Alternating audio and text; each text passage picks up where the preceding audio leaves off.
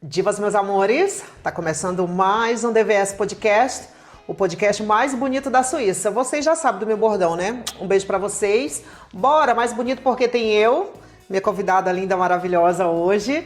E porque eu tô esperando vocês, divas. Toda quinta-feira, às 18 horas, a gente tem um encontro marcado aqui no YouTube. Muito prazer, eu sou Sabrina Rugli. E hoje eu tô aqui com uma convidada muito legal, divas, muito top. Segunda vez, não aqui em casa, não no meu sofá, não na minha sala, mas a segunda vez que a gente conversa. E se vocês querem já saber mais da Carol, conhecer a apresentação dela, eu vou pular essa parte chata, tá, divas? A gente vai pro que interessa já, que hoje a gente vai falar de educação. A Carol, ela é psicóloga, formada, ela é psicóloga reconhecida na Suíça, consultora para famílias atípicas.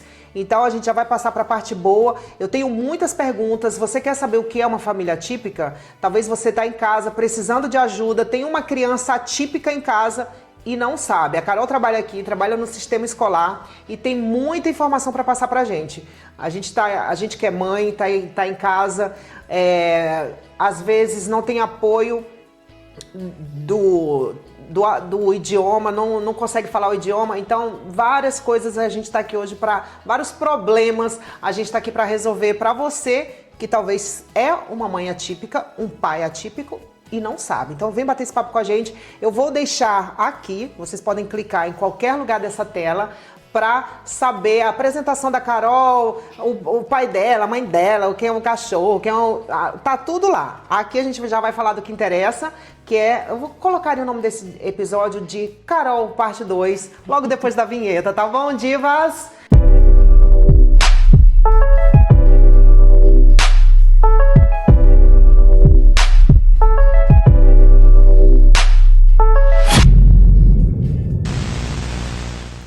Carol, muito obrigada por você ter aceito meu convite mais uma vez. A gente bateu um papinho bem rápido lá no evento da Patrícia. Foi maravilhoso. Um beijo, Patrícia, toda a galera do Força, Seu Nome é Mulher. Agora em outubro vai ter o gala, né? Vai sim. Vai parar Babado. a Suíça mais uma vez, o evento Força, Seu Nome é Mulher, no comando de Patrícia Sarinho. E foi onde a gente teve o nosso bate-papo. E eu gostei muito, eu tenho muitas coisas para te perguntar. E a primeira coisa que eu quero te perguntar, Carol, eu sou uma mãe atípica?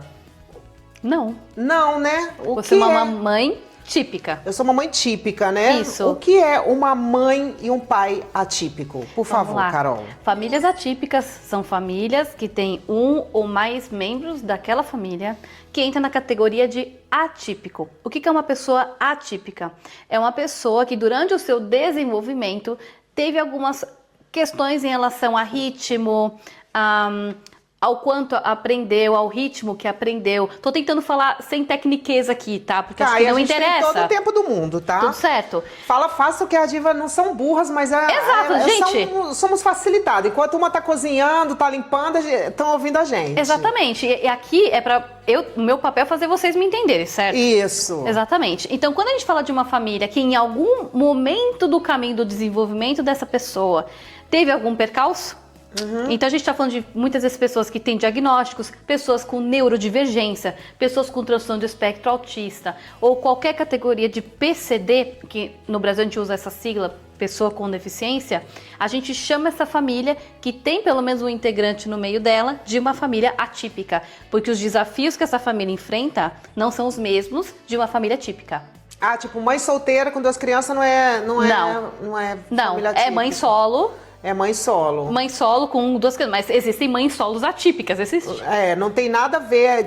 Eu tinha uma noção totalmente diferente. Pensei assim, um casal gay adota uma criança, isso é uma família típica. Isso é uma família homoafetiva, mas isso não significa... Tem nada a ver com o que eu tava pensando, divas. Exatamente. O atípico, ele vem na parte de neurodiversidade, uma neurodiversidade que atinge num nível de desenvolvimento.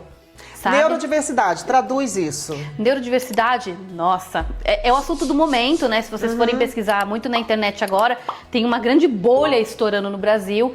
Vamos nos respeitar e tudo mais. Neurodiversidade é a gente pensar que existem outras maneiras de pensarmos as nossas vivências e as nossas realidades.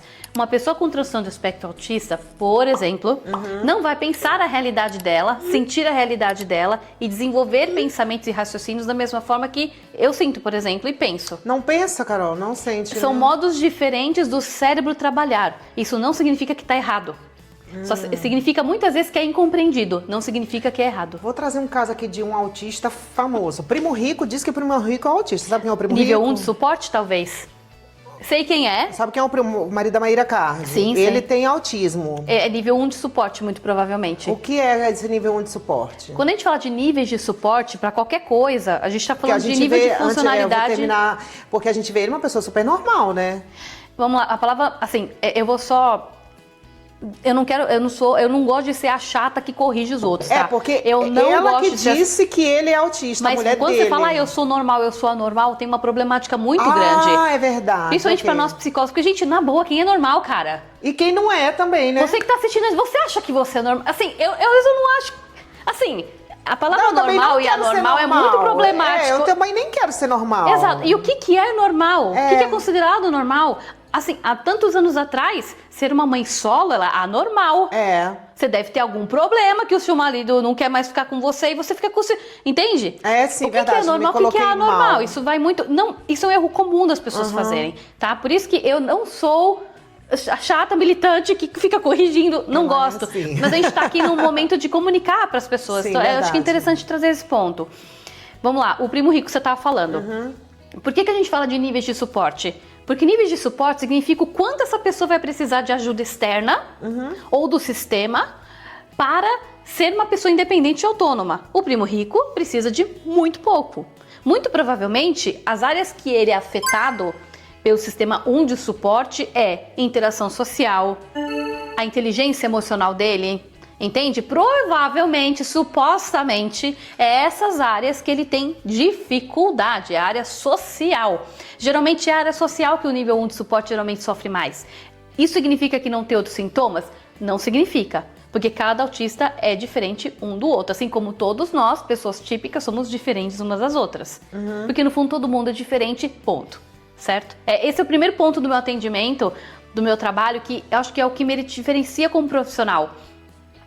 Eu me recuso olhar primeiro para a deficiência. Eu me recuso, porque eu acho que isso desumaniza você que é mãe atípico e pai atípico, desumaniza o seu filho. É por isso que eu não vou olhar para sua família como uma família, ai, pobrezinha, coitada, ela tem que ser olhada de um jeito com piedade e tudo mais. Eu não tenho esse olhar. Eu tenho um olhar de uma família que sofre com os desafios, que vive os desafios todos os dias, mas isso não significa que não podemos motivar essa família e fortalecer a família e não podemos empoderar essa família. Entende? O meu papel é esse. E muitas vezes os pais, eles estão dentro de uma contextualização histórica e cultural que atinge eles muito mais do que eles imaginam. Entendeu? E o meu papel é abrir os olhos deles. Às vezes atinge com forma de preconceito. Acabei de falar. Normal, como se uma criança atípica não fosse normal. Esse preconceito não foi numa forma maliciosa. Não, eu sei que não. A gente sabe que não foi. Eu sei que não. Mas para quem ouve e que é normal, né? Tem apenas uma... Imagina para os pais, porque... Isso que acabou de acontecer comigo acontece também com os pais, porque a gente foi educado assim, a gente foi educado em outra realidade, Sim. em outra linguagem, e é muito bom isso que você trouxe. E você, hoje, você cuida da criança, você cuida da família ou você cuida dos pais? Por mais que a minha experiência, que tenha me levado até onde nós estamos hoje, tenha sido a experiência com atendimento familiar, que no Brasil, né, para quem não sabe, eu tive minha clínica no Brasil que eu atendia crianças e famílias. E aqui na Suíça a minha experiência foi na área escolar, para educação especial para crianças atípicas, né? O meu caminho me trouxe até aqui porque eu vi uma demanda dos pais muito grande, emocional. Então, o meu papel hoje para você que está me assistindo é atender você, mãe atípica, atender você, pai atípico, atender você que cuida de alguém atípico. Então, o meu caminho me trouxe até aqui. Então, hoje o meu foco de trabalho é para as famílias, é para quem cuida de alguém, porque eu quero cuidar deles também. Porque merece, né? Merece, não é opa. fácil, não deve ser fácil. Ser Não. mãe já não é uma tarefa fácil. Tem gente que gosta muito de romantizar a maternidade, uma palma para você, mas eu vejo a maternidade muito assim, um obstáculo. Ser mãe é você viajar para outro país sem direito a voltar. E sem manual de instrução. Sem manual de instrução, um país totalmente desconhecido e não tem passagem de volta. Essa é a viagem de ser mãe. E às vezes é bem aterrorizante você ter uma pessoa o tempo todo dependente de você para tudo. A gente não romantizar no sentido assim, ok, a mãe é tudo de bom, né? Só imagina ser... Porque assim, quando você é mãe de uma criança, você sabe que ela vai crescer e vai ganhar aquela independência e tal. Mas dependendo de que grau de suporte. De suporte que a criança precisa, talvez ela vai precisar de suporte como uma criança o resto da vida, né? Você tem... Existem não casos... é paciente, a gente falou agora nos stories. Psicóloga é doutora? Quem é cuidado pela psicóloga? É doutora ou que não... Vamos lá. Eu não quero ser engraçado paciente, esses não. títulos, né? Eu falava pra Lulu, não quero ser paciente, vamos ter uma conversa. Então, vamos lá. Tem uma grande temática que aborda até um pouco da psicologia social, né? Vamos lá. Primeiro, título de doutor. Gente, se você é professor e tem título de doutor, você é doutora, tá? Se você é, sei lá... Por isso advogado gosta de ser chamado de doutor, então, né? Mas teoricamente não é para ser chamado assim. Os que tem só bacharel, porque faculdade a gente tem bacharelado, que é o curso, o primeiro nível, você tem mestrado, aí você tem doutorado. São 3 níveis aqui de ensino superior. Uhum. Então, quando a pessoa só tem o bacharel, na teoria, não é para ser chamado de doutor. Uhum. Porque ela não tem um doutorado naquela área. Ah, é verdade. Entendeu? Agora, por que a gente chama médico de doutor, eu também não sei. Eu também não sei. Entendeu o que eu tô falando? Tem gente que tá chamando até enfermeiro de doutor também aí. Mas eu entendo que tem uma memória afetiva por trás de quem é doutor é quem cuida. Acho que tem um pouco dessa cultura, assim. Já me chamaram de doutora na clínica também. Mas acho que vem muito do imaginário do você vai cuidar de mim. Entendeu? Eu acho que vem muito desse imaginário. Então, assim, gente, chamou alguém de doutor, assim... Lógico que a pessoa não vai te corrigir dessa maneira, não vai explicar que eu tô explicando aqui, mas doutora é que tem doutorado. Simples assim, entendeu? Então, mas aqui, eu sou toda de vocês. Me chame de Carol, ok? De Carol, vamos chamar ela de Carol, que a gente já tem intimidade. Se vier a terceira vez, pode pedir música no Fantástico já. Pode pedir música aqui. Né, daqui a pouco ela vai dormir aqui hoje. Ó, tá cheia de más intenções comigo, a Carol. Gente. Me conta, agora assim, quando você tá trabalhando numa escola, que a gente estava conversando, e cuidando também de crianças, tem essa parte sua de integração na Suíça, de cuidar, que você já fala muito bem o idioma, tá bem integrada. Sim. Quando a gente tem... Eu gostaria de retomar um pouco da parte do meu trabalho, porque o que eu percebi, assim... A gente tem os cuidados com as crianças, nós temos os planejamentos pedagógicos para as crianças, nós temos todo o suporte de materiais de comunicação, que quem for no meu TikTok vai ver do que eu estou falando. Só para você ficar integrado, Carolina Rosa _ oficial, me sigam nas redes sociais. Tá aqui nas redes sociais dela, tá aparecendo aqui para tudo que é lado, e também vai estar no link aqui no link da descrição desse vídeo, vai estar o Instagram da Carol. Pode botar telefone de contato? Pode botar telefone de contato. Eu sou muito aberta para tirar dúvidas, eu tenho até um vídeo recentemente, eu lancei semana passada, de uma dúvida. Tá fazendo live direto, né, Carol? Tô fazendo lives às terças-feiras. Tá fazendo live toda semana. Exato. Essa semana não teve porque eu tava montando roteiro, mas sim, minha intenção é fazer toda terça-feira.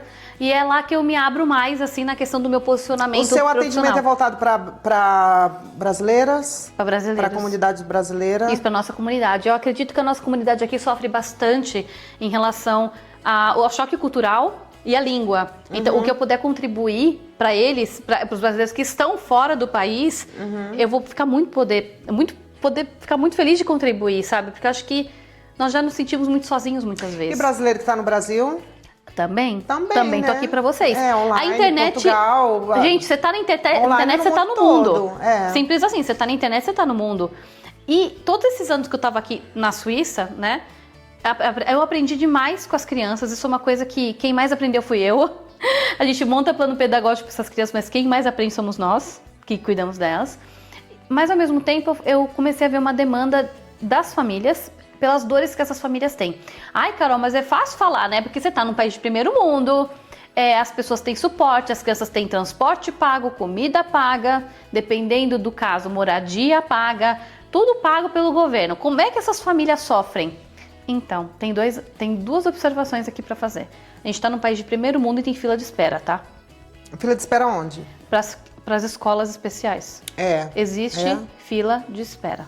E tá imensa a fila de espera. Então não se iluda você que tá aí do outro lado da câmera. A fila de espera aqui também para falar com o psiquiatra, tô na fila. Então, a gente tá na fila de espera de 3 meses. E a grande pergunta é, como é que um país como a Suíça tem fila de espera? Essa é a grande pergunta. Então assim, na verdade, nenhum lugar do planeta tá pronto para receber todo mundo atípico. A gente tá indo pegar o bonde com ele andando, sabe? E isso é muito bom, esse movimento, principalmente quebrar a bolha e as barreiras, porque a gente precisa falar sobre isso, é uma demanda que acontece. Então não se iluda, aqui é o país de primeiro mundo até a página 2, tá? Isso é a primeira coisa que a gente tem que falar. A segunda coisa é assim, não importa, você que é pai e mãe atípico, me escuta, não importa o quanto de suporte você tem. O sofrimento, a dor, a frustração é inerente ao ser humano. Todos nós vivemos em algum nível, em algum momento da nossa vida. Então, não é porque essas famílias que estão aqui recebem toda a ajuda financeira e o suporte, não significa que elas não têm as dores que elas vivem. Que não existe dor quando a gente tem uma realidade material conservada. Vocês querem prova maior do que artistas que sofrem de depressão? Como assim? A gente tem a ilusão, nós temos a ilusão de que o dinheiro resolve tudo. Nós não. E não resolve. Não. Nós, ser humano, tá? Porque a gente tem muitas vezes a ilusão de que... Eu sou ser humano evoluído, então. Ai, parabéns. Porque assim, às vezes até eu me pego pensando, gente, nós somos todos humanos. Antes de ser psicólogo, eu sou gente, certo? Então, a gente tem a ilusão assim... Ok, aquela pessoa tem muito dinheiro, os problemas dela devem estar resolvidos. E não resolve. Tem algumas coisas que o dinheiro não resolve. Sim, claro. Entende? Então, o que resolve então os seus problemas mais profundos? Uma dedicação de tempo a você mesmo. Seja você ter uma qualidade de vida melhor para você, você escolher os caminhos para isso. Seja você procurar um profissional que vai te ajudar. Que é o caso de mães e pais atípicos que me procuram. Que por mais que estejam muito bem financeiramente, eles não sabem o que fazer com as frustrações deles. Porque as dores dessas famílias não começam com o nascimento dos filhos. Não começam, podem até ficar diferentes, pode intensificar, mas a história não começa aí. Porque uma família, ela não começa a partir do momento que a mulher engravida. Não começa. Primeiro, a gente tem várias concepções de família, igual você falou.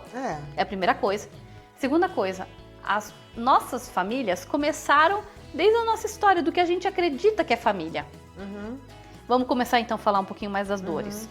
Quando a gente fala... você quer falar Não, vai, continua, que depois eu quero voltar lá no autismo de novo, porque também tem uma... Não, sim, com certeza, vamos voltar. O que eu vejo assim também tem um aumento de diagnóstico de autismo, é mais gente procurando... Tá aumentando o número de síndrome de Down, autismo, esses sintomas que você cuida, ou as pessoas estão tendo apenas mais acesso para procurar? Eu estava conversando sobre isso. Os dois. Eu estava conversando sobre isso hoje fora do ar com a minha primeira convidada, que não sei se as pessoas têm mais depressão ou simplesmente as pessoas estão tendo mais acesso para... E não só isso, com a informação as pessoas estão se permitindo questionar. Essa tristeza que eu tô sentindo antes era frescura, agora você sabe que é uma doença. Exatamente, né? porque é químico.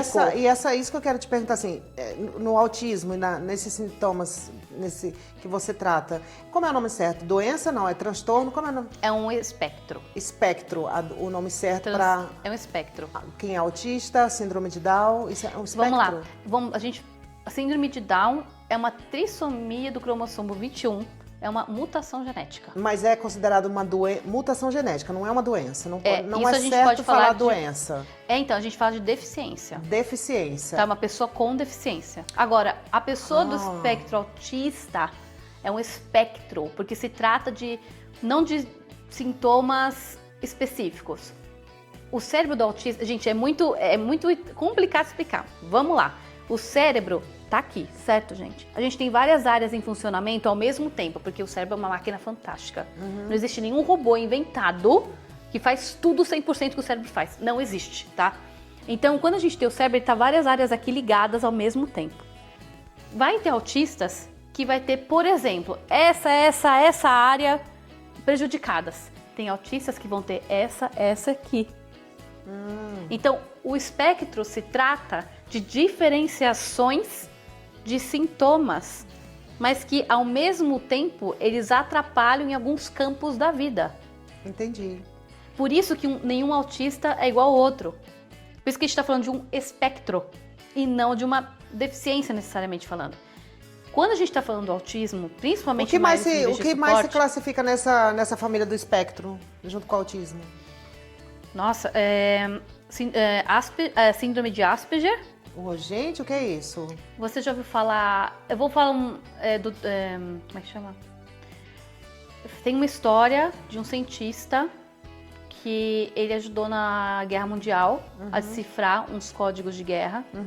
Ele era um gênio, só que a área social dele era bem defasado assim. Ele não tinha amigo, não sabia como fazer. Alan Turing, desculpa. Já ouviu falar do Alan Turing? Alan Turing é o que teve os testículos coisados porque ele era gay? Ele sofreu de castração química. Eu sei. Ele tinha síndrome de Em Asperger. 1950, ele sofreu castração química. Isso, que ele era Deixa superdotado. eu ver se eu apertei o gravando, doutora. Ainda Sim, tem vamos isso, ver. Né? Vamos ver. Meu Deus do céu, olha só. Tá gravando! Tá gravando! Não fiquei aqui 2 horas falando à toa! Que beleza! Volta pro Alan Turing, ó. Gente, isso aqui... Aqui é o DVS Podcast. Falando nisso, vocês já curtiram? Compartilha, manda pras amigas. É, dá essa força. Talvez você conhece uma amiga que tem um filho atípico, muito normal. Não, a criança não é anormal, né? Ou tonta. Manda pra sua amiga, compartilha. Talvez ela tá precisando dar carona na vida dela e você pode ajudar. Eu posso ajudar, tenho certeza. Não, tá precisando da Carol e quem tá assistindo pode ajudar a fazer essa ponte. É isso aí. Vai, fala Vamos voltar. do Tem o Alan. Alan Turing, um outro exemplo muito popular, mas não é uma pessoa da vida real, é um personagem. É o Sheldon do Big Bang Theory. Você já viu essa série Big Bang Não. Theory? É muito interessante. E você vê que ele é um gênio da física. Gente, eu para tirar 4 em física, eu fazia um milagre na minha vida, eu rezava para todos os santos e estudava não sei quanto tempo. Esse cara é um gênio em física. E ele, na área social, ele não sabe entender ironia, ele não sabe a hora de chegar numa pessoa para conversar, ele não sabe o que fazer quando uma pessoa tá chorando na frente dele, ele não sabe fazer amigos. Então você vê que a parte social, principalmente, é muito, muito defasada. Por isso que eu te falei do Thiago Nigro, que muito provavelmente é essa parte... O primo rico, é. Isso, que é o primo rico. Muito provavelmente é nessa área que ele sente a dificuldade na vida dele. Porque é o primeiro sintoma, é o primeiro sinal que a sua família... Poxa, meu filho não tem amigo. A Maíra Cardi jogou essa aí, né? Ele é autista, por isso que ele fez isso. Foi quando ele postou foto do feto morto lá, né? E aí ela, porque ele é autista, fez isso, não sei o quê. Eu acho que foi... Não sei, né? Que eu não sou psicóloga, mas eu acho que foi meio assim, vou jogar essa aqui pro povo então, coisa de artista... Nunca saberemos. Nós nunca saberemos em relação a isso. Agora, se ele procurou mas mesmo... foi bem oportuno. Ele fez isso porque ele é autista. Aí tava de luto, triste, aí ficou lá filmando o feto da criança pra fazer uma campanha contra o aborto. Foi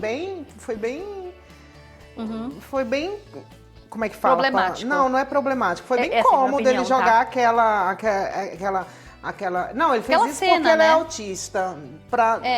Como se fosse pra uma mim justificativa. é pra uma justificativa. Pra mim, fiz isso porque eu me passei. Não deveria ter feito isso. Só que pra algumas pessoas é tão complicado pedir desculpa ou reconhecer o erro que joga, não, eu tava com depressão, eu tava bêbado, foi o diabo, eu tava autista. E isso joga um monte acontece de coisa, com todos né? nós. Acho que é uma coisa do ser humano, a gente tem 2 dificuldades. Entender que a gente é feito de besta. Então nunca Dói saberemos. muito e assumir os nossos erros. Esses dois são muito grandes, né? Agora, do Thiago Nigro, se ele correu atrás de um diagnóstico e ele é diagnosticado com transtorno do espectro autista, eu vou falar TEA, tá? Que é a sigla que mais usa hoje em dia. Se ele foi diagnosticado com TEA, é outros 500. Aí eu entendeu? fico quieta. Entendeu? Mas geralmente... Mostra aí, Thiago. E assim, eu acho que não é vergonha. É lógico, ele é claro obrigado que a falar? Não. Porque ninguém é Não. obrigado a abrir eu não vou, se eu tiver um diagnóstico aqui, eu não sou obrigada a apresentar vocês, pessoal, entendeu? Mas, se ele quer colocar uma consciência nisso, pois é. Foi ele que trouxe o assunto. Pois é. Ele não, a Maíra, ela que trouxe o assunto. Não, ele fez isso porque ele é autista, então ela bota o assunto na mesa, né? Assim, pra ser bem sincera, tem alguns comportamentos de algumas blogueiras que eu analisando de longe, assim, é que a gente que é psicólogo, nosso olho e ouvido é que é afiado, entendeu? Eu tenho algumas opiniões, mas não vou falar, porque eu não quero levar processo. Ai, vamos falar sim, tem da Virgínia, menina, traz a cachaça. Não abre essa caixa. Não abre essa caixa, não. Ai, vamos voltar aqui, vamos falar do que interessa, Mas o que a gente estava falando? Do Alan Turing? Isso, do Alan Turing, do Sheldon, do Big Bang Theory. Tem aquele personagem também de uma série que se chama The Good Doctor, que é o personagem principal. Ele também tem síndrome de Asperger, que ele também... A parte social também é bem defasada, mas a parte em comum de todas essas pessoas que a gente está falando, elas são altamente funcionais. Então elas conseguem manter emprego, elas conseguem pagar contas. Também? Tem hiperfoco em alguns interesses específicos, entendeu? Mas elas são funcionais. Pessoas funcionais é o quê? Consegue tomar banho sozinho, se trocar sozinho, dirigir sozinho. Mas a cabeça lá dentro... Entendeu? Isso não deixa de ter alguns outros sintomas do transtorno do espectro autista. Entendeu? Entendi. Isso não deixa de acontecer. Só que por isso que elas são tão invisibilizadas. Porque quando a pessoa fala, nossa, esse lugar tá muito barulhento pra mim, tá me incomodando, às vezes é um sinal. Só que a pessoa, por ser funcional, as pessoas têm preconceito. Não, você tá reclamando do quê? Você é funcional, você é normal. Normal, né? Então, acontece muita... Esses dias eu tava vendo um podcast de uma moça falando, talvez você é autista e não sabe. Aí eu comecei a assistir o podcast e pronto, eu sou autista. E já começa a achar que é e tal. Acontece muito da pessoa, por exemplo, ter crescido e não saber que ela é uma autista? Muitos. Mais principalmente do que a gente os de pensa, nível né? 1 de suporte. Principalmente esses casos. Então fala com quem tá em casa... Talvez você é autista e não sabe. O que é o autista? É os níveis, né? A gente considera, pelo menos na escala do Brasil, aqui eu não tenho conhecimento que eles usam esse nível de escala, ok? Pelo menos eu tentei abordar esse assunto e não teve um desfecho muito legal quando eu toquei nesse assunto, porque eles não gostam de categorizar desse jeito. Mas no Brasil é interessante a gente fazer isso, tá? Por outras questões. O nível 1 de suporte, se você que está me assistindo, provavelmente você pode ter sentido desde a sua infância uma dificuldade muito grande em fazer amizades, uma dificuldade muito grande de entender o que os outros estão falando no sentido de piadas, ironia, mensagem de duplo sentido. Você provavelmente teve algum gosto fixo na sua infância e você queria falar o tempo todo só sobre aquele assunto. Por exemplo, eu conheço casos de pessoas que só falam de insetos. E quando vai falar com você, ela só quer falar de inseto. É só um exemplo, tá, gente? Mas pode ser qualquer outra coisa. Entendeu? Pode ser carro, pode ser qualquer outra coisa. Mas é um foco em um assunto só. E aí quando muda para outro, mas foca em outro assunto forte de novo. Então não tem uma variedade, uma gama de interesses. Geralmente os interesses são muito limitados. Você pode ter sentido uma dificuldade com textura de alimentos. Como assim? Textura de alimentos. Que eles falam de... não é restrição alimentar, como é que fala? É a rigidez cognitiva do autista, que não ajuda o sistema neurológico a aceitar texturas e gostos diferentes. Só quer quase aquela mesma comida. Ou, por exemplo, toda comida que é pastosa me incomoda, me dá um negócio, sabe? Mas não é nojo, gente. Não é nojo, não é disso que a gente tá falando. Eu não gosto de comida japonesa, que é aquele negócio cru. Isso é nojo. Você tem nojo. Você não quer, você fala, nossa, não é higiênico, porque é um peixe que não foi cozido. É cru, sei lá, você tem mole. outra... Exato. Mas se você tem uma questão de que o seu cérebro parece que vai dar uma pane, entendeu? Porque a rigidez cognitiva é essa. Ou, por exemplo, você tem dificuldade em sair de rotina. Entendeu? Por exemplo, isso eu tenho muito, eu odeio sair da minha rotina. Mas não é um nível de desconforto que causa uma crise sensorial. Não. Por exemplo, as pizzas são redondas, certo?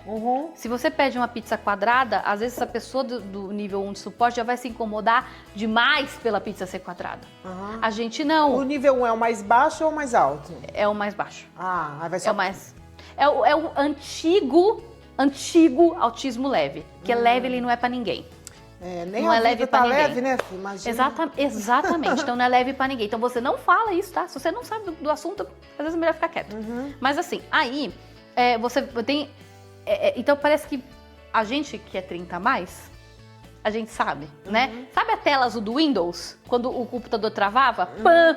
Sabe? A mente meio que dá uma travada, aí você fica fixado naquela ideia, nossa, mas a pizza tinha que ser redonda aí. Mas ela tem que ser redonda. Por que a pizza não tá redonda? E fica nesse looping. Você tá entendendo? Entendi. Então, os incômodos de um autista nível 1 de suporte são incômodos que a pessoa não consegue explicar, mas que são incômodos muito rígidos, que, de certa forma, trava a pessoa. Entendeu? Entendi. O que a gente chama de sobrecarga sensorial, tá? Agora, isso não significa que a pessoa não consegue se regular, se às vezes ela vai ficar sozinha num canto vai melhorar, ou fazer alguma coisa que ela já conhece que faz com que ela se acalme. Tudo bem, só que por conta do resto da funcionalidade que ela emprega na vida dela, ela é invisibilizada, me enrolei aqui. Invisibilizada muitas vezes, exatamente. Então esse é o complicado, a partir do nível 2 de suporte, as pessoas começam a olhar, você já meio que reconhece que aquela pessoa tem alguma coisa e geralmente, assim, os níveis 2 e 3 de suporte são muito mais nítidos esses casos, mas muitas vezes vêm acompanhados com atraso no desenvolvimento, atraso na fala, atraso cognitivo. Que aí são esses casos que a gente teoricamente mais respeita. Porque a gente fala, não, a gente tem que tratar ele diferente porque ele tem esse quadro. O de nível 1 de suporte, ele geralmente é o esquisito da turma. E sofre muito bullying. Dentro de casa, fora de casa, muitas vezes. Entendeu? Porque ele é só esquisito. Ele é só um esquisito, que às vezes Entre fica muitas no quarto. aspas, tá, gente? Fica no quarto pra não ser incomodado. Ele tá lá no quarto. Ela tá lá no quarto. Então... É muito... Entendeu? Então, assim, a gente falar sobre esse assunto é um assunto que, pô, ninguém falava disso até 10 anos atrás. Né? Nesse nível que a gente tá falando, até 10 anos atrás, não. Imagina. E eu comecei a ver as dores de famílias atípicas muito cedo. O link tá aqui na descrição, gente. Tá curioso, né? Vai ver aqui embaixo. Não vou repetir. Mas eu comecei a ver muito cedo. E eu comecei a rever essas dores, não dentro de mim, tá, gente? Não é que eu tô sentindo de novo, mas eu comecei a ver na minha frente, de camarote, as famílias das crianças da escola que eu trabalho, tendo as mesmas dores. Eu falei, gente, já faz 30 anos, faz mais de 30 anos que eu vi isso na minha frente. Não, peraí, quantos anos tu tem? Tenho 33. Então, calma, com 3 anos tu tava vendo que dor na tua frente? Eu tava vendo a dos meus pais. Com 4 anos de idade já tenho memória. Sim, mas por que a dor? Teus pais têm uma filha típica? Sim, minha irmã. Tua irmã, ela tem... Ela nasceu com uma deficiência física. Entendi. Muito séria. A gente falou disso no primeiro episódio, né? Exato. Se vocês assistiram o filme Extraordinário, sabe o filme Extraordinário? Você já assistiu? Ele é de um best-seller. Não assisti. O livro é maravilhoso, o filme é maravilhoso, assistam se vocês tiverem oportunidade. Ela é o caso do extraordinário, a minha irmã. Que ela esquece das coisas, não? Não. O extraordinário é um menino que nasceu numa condição física do corpo, do funcionamento do corpo mesmo. Ele precisa de algumas cirurgias na vida para que o corpo dele funcionasse de forma apropriada, para respirar, para engolir comida. Entendeu? Só que isso fez com que ele ficasse com várias cicatrizes, principalmente na parte do crânio. Entendeu? Mas ele cognitivamente, 100%. Super inteligente, super esperto, super sociável. Minha irmã é igual o caso. E ela tem várias cicatrizes, várias cirurgias? Tem. 14 anos de cirurgias. Foi uma vida... Como é o nome dela? Gabriela. Ela sabe, eu tenho a permissão dela pra falar. Gabriela, beijinho. Lindona, você sabe, eu te amo, coisa linda. Mas posso falar uma coisa? Eu com minha irmã dela, tenho umas fotos assim, minhas com ela, assim, que a gente tá tão cúmplice, sabe? Porque eu nunca enxerguei ela dessa maneira, como os outros enxergavam. Eu sempre enxerguei ela como só minha irmã. Por isso que eu não entendia várias coisas que aconteciam. E hoje ela tá com quantos anos? Tá com 30, mulherona. 30. Independente. Trabalha. Muito, ganha bem. Se quiser mandar foto da Gabriela, a gente bota aqui. Vou ver se ela me dá permissão aí, gente, mas... Você falou dessa foto que vocês estão juntinhos. E tem algumas, assim, principalmente em dias de aula, com o uniformezinho da escola, coisa mais fofa. E posso falar na real? Quando eu olhava pra ela, eu via a coisa mais linda do planeta. Eu vou chorar, porque assim, eu lembro que eu conversei até com o telefone por ela, que eu falei, Gabi, eu posso falar uma coisa? Você era a coisa mais linda quando você era pequena. Nossa, eu juro por Deus, eu me emociono. Porque é verdade, eu sinto um carinho muito grande por ela. Mas a dor que eu via dos meus pais era uma dor de uma família de 30 anos atrás, Imagino. que não sabia digerir essa informação. Sabe, tem pessoas da minha família que não conseguem falar a palavra com deficiência até hoje, por causa disso. Que criou um trauma, que falou... a pessoa fala assim, porque você trabalha na escola com crianças... anormais. Às vezes a pessoa nem consegue falar nenhuma palavra. Fala, que tem problemas, né? Tipo... Então, assim, vira um tabu muito grande. Então, a minha família tem essas dores. E não falar delas não resolve nada. Não resolve. Né? Então, é lógico que os meus pais fizeram o que eles podiam, com o que eles tinham, na época que eles viveram. Então, assim, de forma alguma eu tô culpando, é culpa dos meus pais, não ter... Gente, vamos tirar a culpa do ombro de vocês, você, mãe e pai é típico, vamos tirar essa culpa do ombro de vocês. Porque eu sei que a vida já culpa vocês demais. É um apontando o dedo no outro, é falando que vocês, sabe, são irresponsáveis e tudo mais. E não é assim a vida, né? Agora, quando eu olhava essas dores, eu percebia as mesmas dores dos meus pais nos pais de hoje. Eu percebo que são iguais. É uma dor que infelizmente acaba desumanizando a relação com a criança.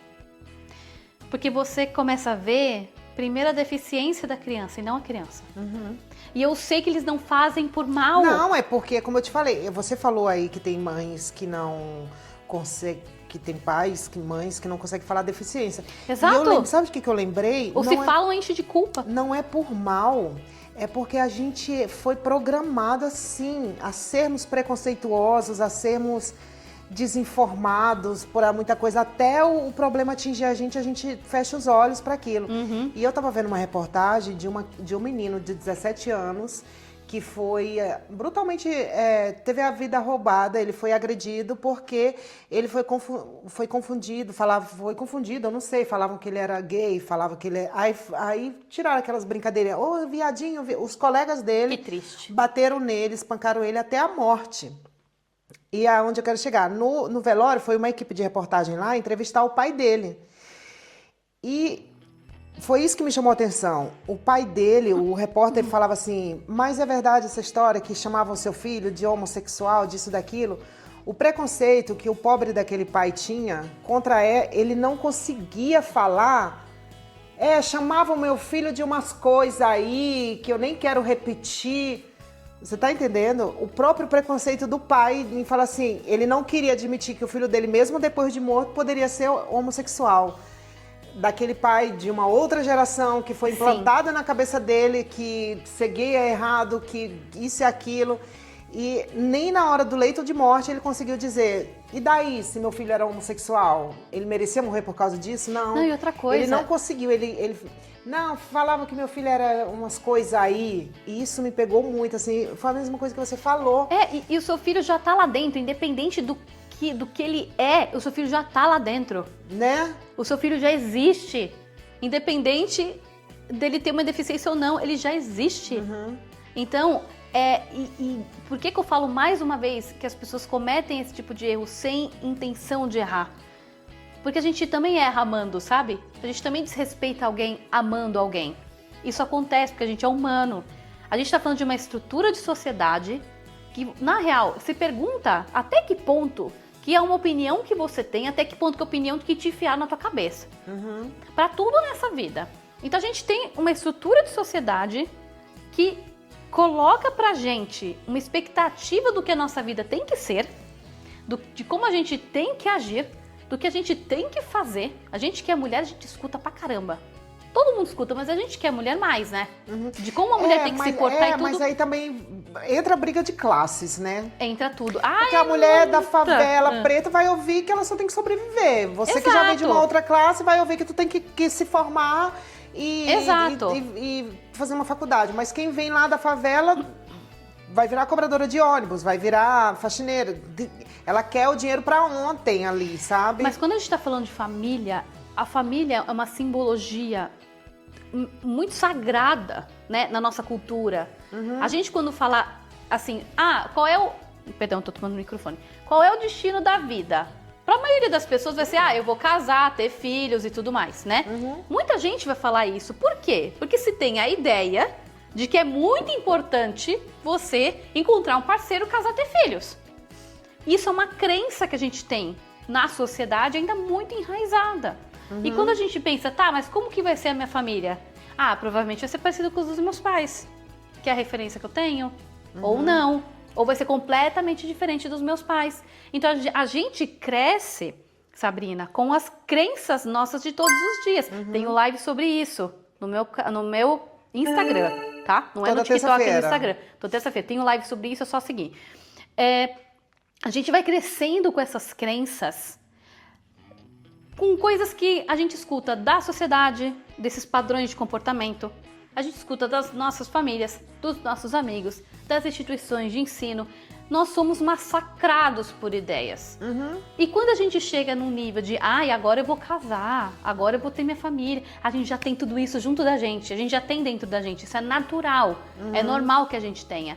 Aí quando alguma coisa sai do esperado ou do combinado, a gente se frustra, o que é o normal. Só que quando vem uma pessoa com deficiência na família, como a sociedade não fala sobre isso, como as pessoas não incluem pessoas com deficiência do jeito que deveria incluir, essas pessoas não ocupam espaços, esses corpos não ocupam espaços, não são incluídos, não são respeitados, não são vistos, você não aprende a lidar com o diferente. Então, quando o diferente nasce dentro da tua casa, você é obrigado a olhar para aquilo. Diferente, gente, pode ser qualquer coisa, mas o diferente a gente está focando aqui em PCD, pessoas com deficiência ou neurodivergentes e tudo mais. Quando nasce essa diferença dentro da sua casa, aí é o grande desafio. Porque ninguém está preparado para viver com algo muito diferente inesperadamente. Porque nós não fomos educados para isso. Tem uma grande parcela de que não é culpa nossa. Então não é uma questão de, então você está falando que os pais têm preconceito? Se eles têm, parte não é culpa deles. Mas é o que eu falei, né? A gente foi programado para isso. Exato. Então, e aí eu acabo vendo que, Carol, tá bom, mas então por que você não deixa os pais sendo preconceituosos mesmo? Por que você não deixa eles se lascarem? Porque podia ser. Eu podia realmente ser indiferente a isso. Mas eu resolvi não ser. Porque eu vejo que, no final das contas, qualquer tipo de preconceito, qualquer tipo de barreira que a gente tem de desumanizar outra pessoa, nós perdemos muitas oportunidades. De vivências mesmo. De experiências com o próximo. Com a nossa vida, a gente tá perdendo chance, entende? Vou pro lado do preconceito só para simbolizar aqui o que eu tô tentando dizer. Por exemplo, você é uma pessoa racista, digamos, imagine que você é uma pessoa racista, que você nunca quer se relacionar com uma pessoa preta, tá? Vamos lá, não sei se é preto ou negro que fala, tá bom? Preto, até hoje pra mim não é claro, desculpa qualquer coisa, tá? Porque não é meu local de fala. Digamos que você fala assim, nunca vou me relacionar com a pessoa dessa cor, nunca vou, porque você é racista. Quantas oportunidades de pessoas boas, legais, leais, bonitas, que você tá perdendo? Sim. Quantas oportunidades você tá perdendo? Mas aí parece assim, o fato de eu não querer gostar de uma pessoa que eu não gosto das características físicas daquele corpo, me faz uma pessoa também preconceituosa? Isso é uma pergunta muito válida e eu acho que não tem uma resposta certa para te falar nesse momento, mas simplesmente você questionar de onde vem porque isso. você bota. Porque se eu boto isso na cor preta, vai me fazer uma pessoa preconceituosa, tu tá entendendo? Sim. Se eu boto. Não, eu não quero uma pessoa preta. Isso automaticamente me faz uma pessoa preconceituosa. Racista, sim. E é Ou, por por isso que exemplo, eu botei. eu não namoro homens afeminados. Né? Você pode estar perdendo muita oportunidade de relacionamentos muito bons. Seja sendo amigo, sendo namorado, sendo qualquer coisa. Ou Mais gente que não toma café isso, ou o bullying. não tem Ó o chances bullying. comigo. Ó o bullying. Ó o bullying que eu estou tomando Olha. água. Ó, Não, mamãe sempre dizia, não confie em gente que não toma café. eu tomo Eu chá não preto, confio. serve? Chá preto Não, serve? eu não confio. Ai, gente, vamos lá. Aí, quando a gente falando de gosto, tem uma grande pergunta de uma blogueira que eu já escutei. Ela fala, você acha mesmo que esse gosto é seu?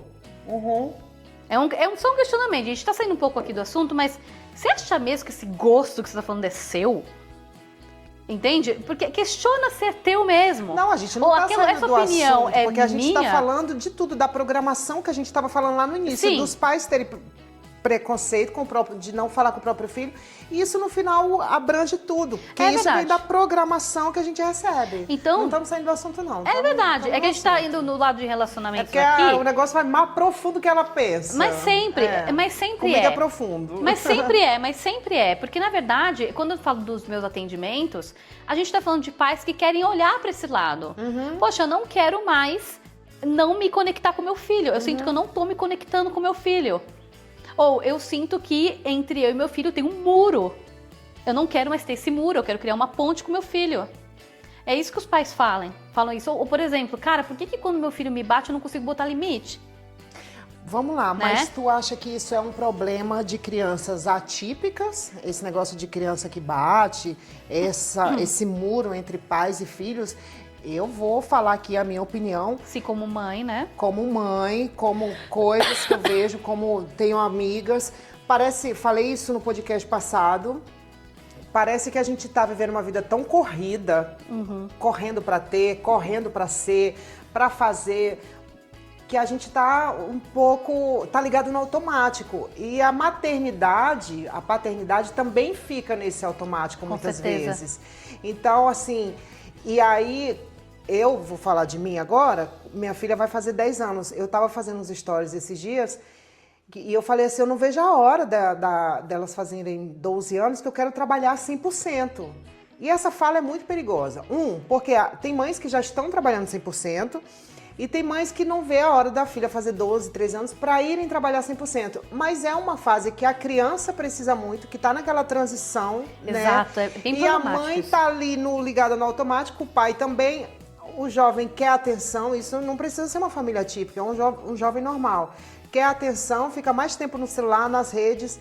E eu não sei se está acontecendo mais casos de filhos se voltando contra pais. Eu estava vendo agora... Um jovem de 15 anos matou os pais com a ajuda da namorada. Não sei se você viu esse caso. Eu vi, sim, infelizmente. Viu, né? Aconteceu, né? Então, teve um outro caso. A namorada dele vendo por chamada com ele, auxiliando ele em tudo. Um outro jovem, esse caso do menino que foi morto, teve aquela série Adolescência que vem explicitando esse problema de jovens que tem esse muro, esse muro entre os pais. Então, será um problema só de famílias atípicas? Eu vou bem mais longe. Eu acho que Pode é um ir. problema Pode geral. Ela tá usando o meu cérebro aqui. É normal você falar da sua. É normal Sim. você falar da sua área de trabalho. Sim. Mas vamos arrumar um time aí, querida, porque os pais de família normal também tá pedindo socorro, porque. Pois é, a gente tá falando agora de uma realidade, uma modernidade que afeta as famílias, de um sistema que força as pessoas. O pai a trabalhar muito, a mãe trabalhar muito. Exato. E que também o sistema é questionável. Não vou mexer nesse vespeiro Qual hoje. sistema que Não você tá vou. falando? Não vou. Não, esse dia eu falando, esse sistema capitalista, você mas é é esse comunista. mesmo. Eu falei, gente, eu nunca morei num país comunista, então eu não sei falar... Comunismo nunca existiu, tá bom? É, não... É só um adendo. Olha aí, viu? Eu não sei falar do comunismo, eu sei falar do sistema que eu vivo, né? Então. Até quando eu entrevistei a Esquerdogata, ela falou... ela é demais, né? Adoro Ela ela. falou do comunismo, eu falei, não seria uma utopia acreditar no... Então, comunismo é aqui, socialismo é aqui. Então a China é socialismo, né? Isso. China é socialismo. Então, eu não sei, eu vou passar uns tempos lá na China. E outra coisa, assim Cuba como o não é capitalismo comunismo? é socialismo. Socialismo. Mas assim como o capitalismo para cada país funciona de uma maneira, assim, tem algumas coisas que se mantêm, mas é personalizado, acaba sendo personalizado, né? O socialismo é a mesma coisa. Mas não vou mexer nesse vespeiro. Não hoje não. Não, vamos voltar aqui. Não é um problema assim. Os pais querendo trabalhar cada vez mais, se afastando dos filhos, e o muro vai só aumentando. Só aumentando. Independente se tem autismo ou não na família, se tem atípico ou não na família. Isso acontece Mas esse mesmo. muro tá cada vez maior. Então, qual é o problema do muro do atípico, tá? Ele acontece muito cedo. Então, o que acontece? Tem uma falta de compreensão e tem uma falta de conexão, porque os pais não sabem se conectar com os filhos atípicos muitas vezes. E essa falta de conexão vem de crenças que são quebradas, frustrações, vem do luto, de uma mãe enlutada dentro da maternidade com o filho vivo. Como assim? É o filho meu que não nasceu. Ou é aquele filho que eu esperava que ia ser típico e um diagnóstico me falou que ele não é. O meu filho morreu. Uau! Isso eu escuto. Isso aqui na Suíça pode. É muito forte, mas isso eu escuto. No Brasil, tu sabe se tem isso também? O quê? Aqui na Suíça tem um exame que a gente faz antes dos 3 meses de gravidez para Sim, saber verdade, se a isso criança tem tem mesmo. síndrome de Down. E aqui o aborto é legalizado. São outras políticas. Você pode falar, a criança tem síndrome de Down, não, eu não quero, e você pode tirar a criança. No Brasil, com certeza não tem isso, né? É proibido, com certeza. O porque aborto é proibido crime. no Brasil, né? Exceto em casos de estupro. E eu já vi até um caso desses dias que a menina tinha sido, né, violentada. E Se quiser botar uma tarde, alguma coisa assim, sim. A gente Vídeo, né? obrigada. A menina, eu vou tentar buscar essa Isso é um reportagem, baita vou de um botar aqui pra assédio. vocês, ó. Pá! A menina foi obrigada, tomara que eu ache. A menina foi obrigada a ter o neném. Sim, isso foi um puro assédio, assim. É de um cinismo Eu fiquei com muita imenso. raiva. Porque assim, a gente tá falando de um país, Brasil, que infelizmente acontece esse tipo de coisa. Mas os muros das famílias atípicas começam muito cedo, sabe? Então assim, começa muito cedo, principalmente por causa de diagnóstico. Tipo, vai lá, o que acontece se meu filho não tá falando ainda? Principalmente nos níveis maiores de suporte, né? Meu filho tá atrasado na escola, não tá tendo um mínimo de palavras que tem que ter até os 2 anos de idade para falar o que tá acontecendo, ele não tem interesse em outras crianças, ele não sabe brincar. Ele, quando vai brincar, ele pega um objeto e fica rodando, ele não me procura, ou quando me procura, ele pega na minha mão e me leva aonde ele quer, ele não fala o que ele quer. Então, são várias coisas que as mães já ficam de olho, né? Intuição, gente, se a sua intuição tá apitando, leva pro médico. Leva. Escuta a sua intuição de mãe e de pai, tá? Quando você leva a criança assim, geralmente quando é esses casos, já vem na hora. Olha, mãe, seu filho tem autismo. Consegue dar o médico? Consegue, dependendo do caso, sim. Já na hora, né? Ou seja, muitas mães falam que elas saem da consulta outras mães. Mas não pra melhor no primeiro momento. Nossa. Mas assim, no sentido, meu filho morreu. O meu filho que eu idealizei morreu ali. Aí já acho que a Entendeu? criança não é normal, né? Exato. Além de todo o preconceito que já vem nisso, eu falei assim, nossa, será que a minha mudei genética essa é fala. ruim? Já serviu esse podcast para aprender? Obrigada, viu? Não, imagina, não por isso. Será que a minha genética é ruim? Será que a genética do meu marido é ruim? De quem é a culpa do meu filho ter nascido assim? Será que eu tenho isso também? Muitas mães se descobrem, assim, tem muitos casos, tá? De que o filho é autista no nível 2, 3 de suporte, a mãe é 1. Ou o pai é 1. Acontece, tá? Pode acontecer, mas como pode não acontecer. Que é uma Sim. combinação genética ali, junto de fatores ambientais, né? Que trata o autismo e não por nenhum outro motivo. Então, essas mães saem muitas vezes enlutadas. O filho que eu encomendei morreu. Não existe mais. Eu vou ter que reaprender. Então, você vive um luto dentro de uma maternidade com o filho vivo. Carol, é incrível como a mente do ser humano é, né? É incrível. É fantástica. Assim. Pode ser... fantástica, mas ao mesmo tempo a gente tem que tomar muito cuidado, porque muitas vezes, no caso, eu tava pensando nisso esses dias, do nada pode dar um chute na sua mente e parar tudo. Exato. E parar tudo, é muito assim, né? Você tava falando como é a cabeça do autista, como funciona, e agora você falando a mente de uma mãe assim que pensa, o meu filho morreu, assim, não conscientemente, mas não, ela... é o que ela sente mas na ela hora. sente... Morreu os planos que eu fiz pro meu filho. Exato. Embora que a filha podia ser saudável e isso não é garantia de nada que os planos que ela fez pro filho, pra filha ia ser Aí começam as perguntas do e se. Que é a pergunta mais cruel que você pode fazer pra você mesmo, mãe e pai atípica, é o e se. São duas palavras. Não fosse assim, e se ele não fosse assim? E se eu não tivesse feito tal coisa na gestação, será? E se meu filho tivesse nascido assim? Como é que eu estaria nesse momento na sala com meu filho vendo filme? E se meu filho não fosse? E se? E se? Sabrina, quantas Patrícia, querida, eu lembrei de você aqui. Força! Mas essa pergunta vai para todas as mulheres que eu tô falando aqui. Quantas famílias vocês conhecem, Sabrina, que são típicas, que você não vê um caso de diagnóstico e que se odeiam? Muitas, muitas. Que não se dão, que não conseguem ter um Natal em paz. Muitas. Entende? Você ser típico não garante boa convivência um bom relacionamento familiar de ninguém. Entendeu? As pessoas típicas são, sabe, tipo, como é que é? Dizem que gay é mau caráter. Então todo hétero é legal. Com certeza. Tipo assim, tá vendo como esse argumento do e se, você nunca vai achar a resposta? Você nunca vai achar a resposta do e se. É uma coisa que você só se tortura, se perguntando como seria a sua vida, porque você nunca vai saber. Nunca vai saber. Agora, a maior preocupação das famílias, principalmente aquelas que não têm tanto suporte do externo, de família e tudo mal, é nível de suporte mesmo de fora. Rede de apoio, perdão. A pergunta o que vai ser do meu filho? O que vai ser do meu filho? Se eu não estiver mais aqui? Quem vai cuidar dele? Essa é uma dor muito importante que principalmente as políticas públicas do Brasil têm que escutar. Porque isso vai de acordo com o sistema público.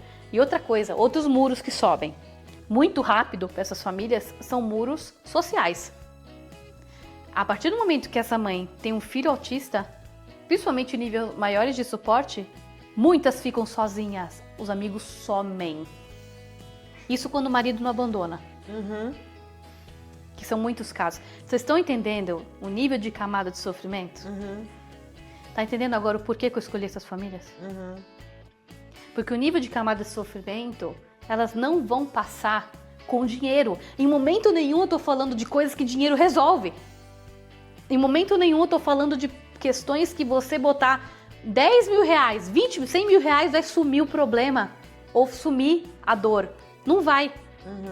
Porque você vai ter que reolhar para a história da sua família, reolhar para o seu filho, ressignificar a sua relação com o seu filho. E isso é importante, porque quando você tem uma relação que você não está se conectando, quem perde, além de você mesmo, pai e mãe atípico, é o seu filho. Claro. E outra coisa, vocês estão perdendo a oportunidade de ter um bom relacionamento. Você com seu filho, vocês estão perdendo oportunidade. Porque podia ser muito mais saudável, a relação podia ser mais leve. O diagnóstico às vezes é pesado, sim, com certeza. Mas a relação podia ser mais leve. Por quê? Porque as pessoas colocam a deficiência primeiro, no modo de enxergar o outro, e não o ser humano primeiro. Sabe? Mas eu acho que as pessoas colocam quase tudo na frente antes de enxergar o ser humano. Isso é triste, né? Infelizmente, né? Infelizmente, assim, a gente bota quase tudo na frente antes de ver o humano. É por isso que, entre outros, daquela questão do bater que a gente estava falando, né, de filho que bate em pai e tal, é por isso que os pais muitas vezes não têm força para falar, filho, não é para me bater, eu entendo que você tá bravo, eu entendo que você tá chateado, mas não é para você me bater, porque eu não te bato quando eu tô chateada. Esse é o meu relacionamento com as crianças na escola, tá, gente? E falando em bater, vocês batem nas crianças? Eu espero que não. Eu não bato na Alice e na Helena, não, mas eu dou umas olhadas assim, eu dou uns gritos assim. Eu acho que é melhor gritar do que bater, né? Porque você fala uma Vamos vez. desromantizar a maternidade. Mãe perfeita, não existe mãe perfeita. Vamos lá, você é suficientemente boa. Eu falo uma vez, menina, tira um exemplo, tira a mochila daqui. Aí eu falo de novo, menina, vem tirar essa mochila daqui que eu já tô falando na segunda vez. Na terceira vez eu vou arrancar tua cabeça fora. Aí na terceira, menina, calma, vem tirar essa mochila daqui. Aí ela tira a mochila. Ainda bem que até hoje eu não precisei arrancar a cabeça delas, não. Mas qual é a idade? 9, 10. Exato, a gente tá falando de crianças maiores. Mas a gente tá falando de crianças grandes. Né, menina? Né? Agora, quando você tem... Mas, por exemplo, se a sua filha te batesse... Menina, vamos lá. Esses dias eu Qual é o seu posicionamento? Não é bater de volta, claro que não. Mas falar, eu sou sua mãe. Não, peraí. Vamos lá. Sabe, eu sei que você tá brava, mas você me respeita. Exercício mental. Vamos fazer exercício mental, bora. Vamos fazer exercício mental aqui, que você é minha mãe. Agora é meu lugar de fala, querida. Bora lá. Bora, divas. Me ajuda aí nos comentários. E as mães, falem mamães e papais. Fala aí. Escrevem meu lugar de fala aqui agora. Um exemplo. Esses dias eu vi, a menina bateu. Se eu achar a reportagem, eu boto aqui também. Menina de 13 anos bate na mãe porque... vamos sair do atípico um pouquinho. Não, é claro. A gente tá falando... Da criança, do jovem, de famílias, né? Sim. Porque ela tirou o celular ou ganhou o celular que ela não tava... Ela queria um 11 e ela queria um 13, ganhou um 11, uma coisa assim. Enfim, bateu na mãe. Eu sendo mãe. A Alice ou a Helena vem e me bate. Eu achava melhor já vir a polícia já. Atrás, assim, a Alice me bateu... Eu achava melhor a polícia já vir atrás de mim, pra eu não pegar nela, porque... Divas, vai ferver o sangue. Me ajudem aqui agora, porque se a minha filha me bate, se a sua filha de 13, 14 anos batesse em você, o que é que vocês fariam? Eu não ia responder por mim, não. Ela só ia bater uma vez e ela nunca mais ia esquecer o que acontece com a mãe, com criança que bate na mãe. Mas você concorda pra essa menina ter chegado aos 13 e se sentir no direito, muita coisa já aconteceu? É porque eu não consigo nem imaginar a Alice levantando a minha filha de uma educação tão... Não é porque eles são minhas filhas, gente, não. Mas assim, elas são muito educadas. Assim, mãe, posso? Mãe, isso? Mãe, aquilo. Então a gente preserva muito pela conversa, pela autorização. Elas não fazem nada sem a minha autorização. E quando eu não autorizo alguma coisa, eu falo, eu não vou autorizar por isso, por isso e por isso. Não vai... Tá? E manter seu posicionamento. Eu te amo, sou sua mãe, eu te amo, por isso que eu te dou limite, agora... Mas acontece um susto na cabeça dela e ela me bate. Eu vou bater de volta, vou dar 2 tapas. Menina, vai pro teu quarto agora, dá 3 dias de castigo. E depois a gente conversa. Mas você vê como esse tema é delicado? Certo. Mas você vê como esse tema é delicado? O que é que você faria? O que você faria não? O que a psicologia indica fazer num caso desse? Então, vamos lá. Quando você tem uma relação com seu filho e ele já começa a te bater muito cedo, a gente está pensando em fases diferentes do cérebro dessa criança. A gente só amadurece com 21 anos de idade, tá bom? O cérebro entre 21 e 25 anos de idade amadurece o cérebro 100%. Então, nem quando você é maior de idade, legalmente falando, seu cérebro tá maduro. Nem isso. Então a gente se acha muito gente grande com 18, não é, querido. O seu cérebro vai acabar com 25 anos de amadurecer. Não vai ser antes, tá? Porque a natureza é assim. Quando a gente tá falando de diferentes fases de desenvolvimento, a criança, muito pequenininha, ela bate por quê? Ela não tem controle dos impulsos. A última parte da gente fortalecer no nosso cérebro e crescer é essa parte aqui da frente. Aqui da frente. Que é o controle de impulsos. São os comportamentos. Então, na verdade, ela não tem esse lado aqui desenvolvido. Então, tudo que ela vai sentir de frustração vai vir para o emocional, vai vir para o físico.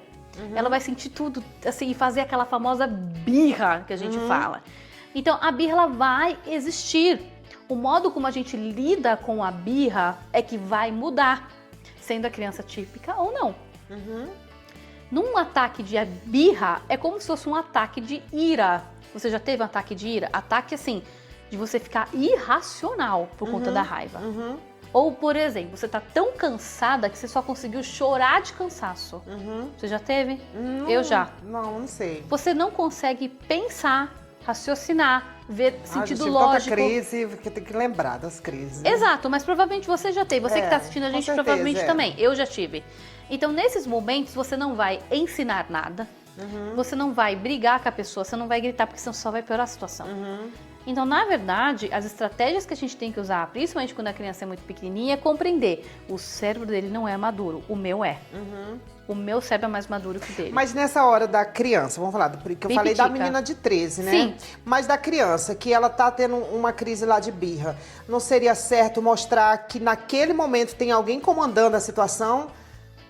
Comandando, você diz. Comandando a situação. Tipo, você tá com birra, mas não vai adiantar nada essa birra. Sim. Eu tenho 2 opções. Eu deixo a criança lá fazendo a birra, mas, por exemplo, a gente tá na loja, a criança se joga no chão, igual já aconteceu comigo, a Helena, a Alice, se jogar no chão no meio de uma loja e não sair batendo, mas pegar a criança, botar no carrinho e falar, vamos pra casa agora, acabou. Assim. Pode acontecer isso, assim, primeiro segurança. Pra você eu acho que a primeira coisa pra criança não se bater, não machucar os outros, não machucar a si mesma. Primeira coisa é segurança. Se o mais seguro, o que você fez foi o carrinho, você agiu certo. Ou deixar você no carrinho, minha filha, porque senão... Pode gritar aí à vontade agora. E tchau. E você pode, porque, na verdade, quando você tá fazendo isso, tipo, olha, filha, tá doendo, eu tô entendendo, tá doendo. E a mãe tá aqui do teu lado. Você tá falando pra ela que mesmo nos piores momentos dela, você vai estar do lado dela.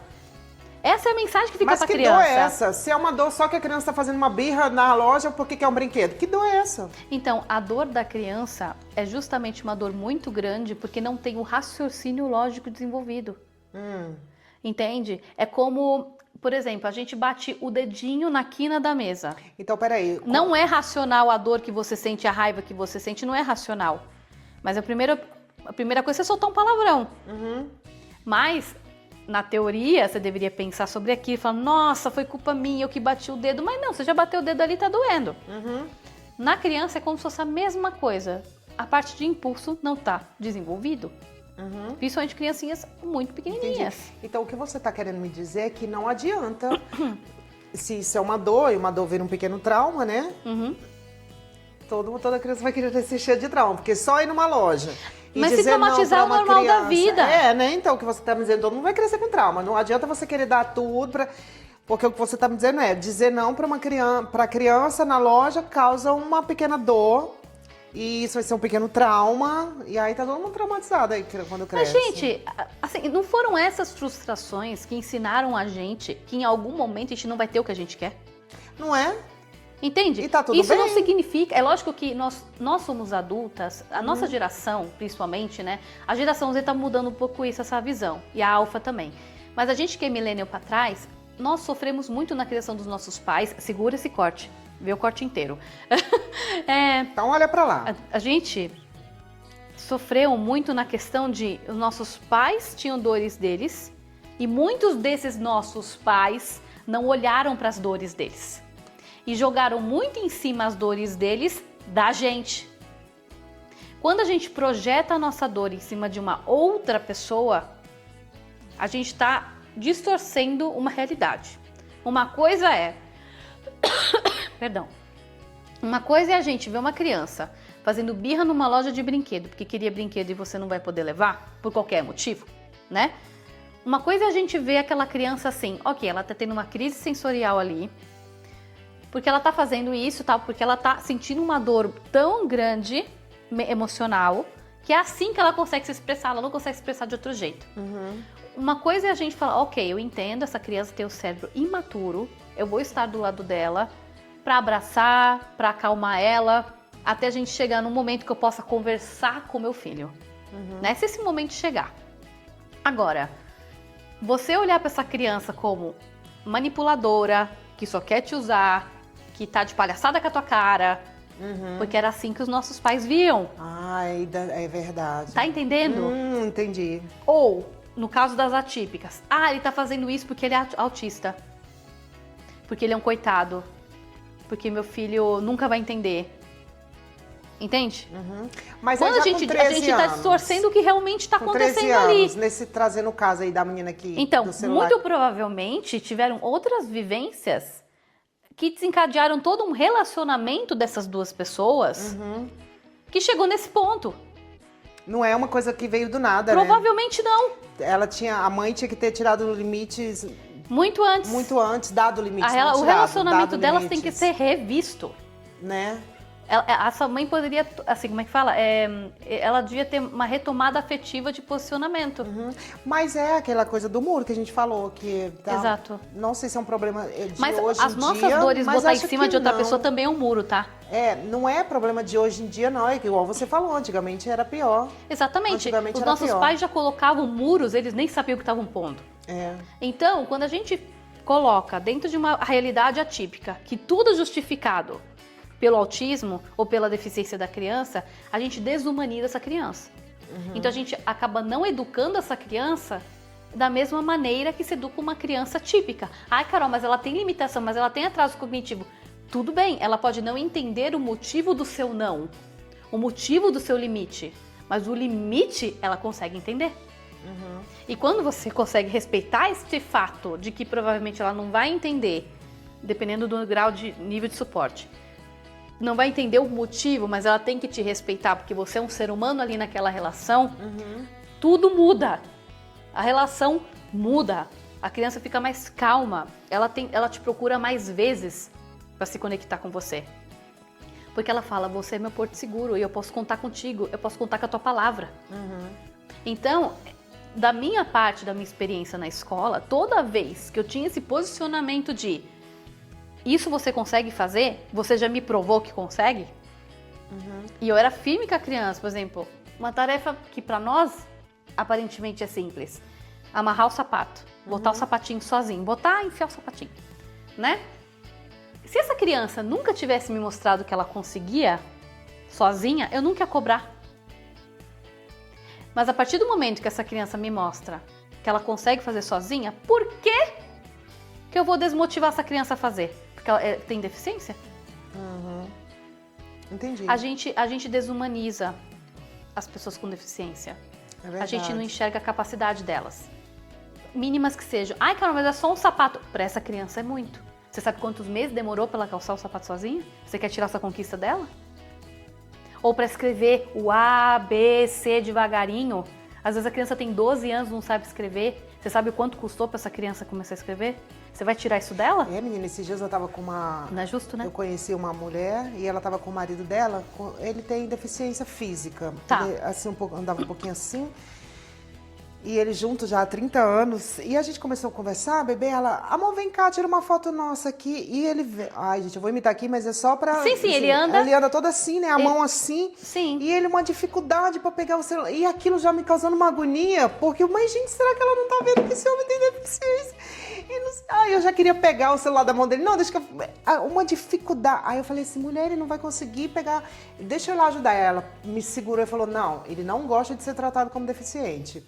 Ele demorou muito para aprender a tirar foto. Ele quer mostrar que ele consegue tirar foto.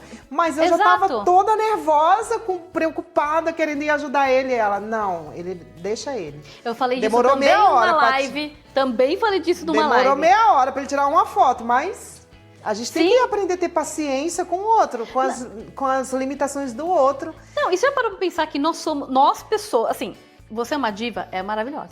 Também sou? Também sou. Mas você já parou pra pensar que você ou eu, nós somos insuportáveis pra alguém?